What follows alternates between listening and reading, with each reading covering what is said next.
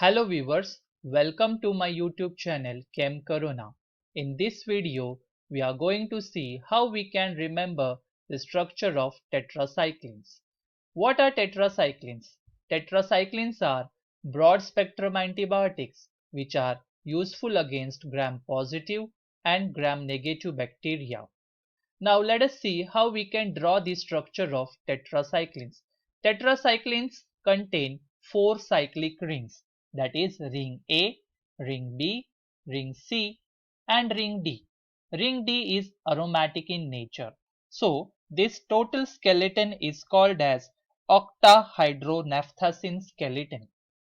The numbering starts from ring A.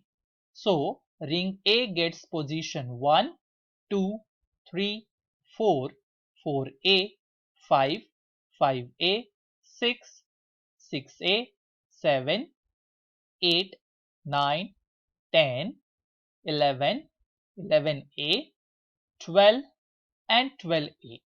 Let us add the different substituents at the various positions on this ring. At position 1 and 11, there is presence of keto group. At position 2, there is presence of CONH2, that is amide group. At position 4, there is presence of dimethylamino group. At position 6, there is presence of methyl group. At position 7, we have R1 substitution. This R1 can be chlorine in case of chlortetracycline and it can be bromine in case of bromotetracycline.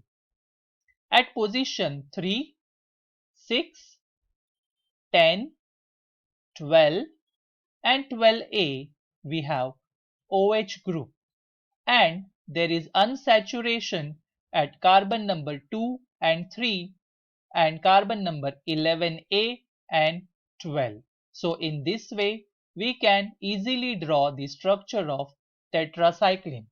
Thank you for patient listening and happy learning. Like, share and subscribe my channel Chem Corona.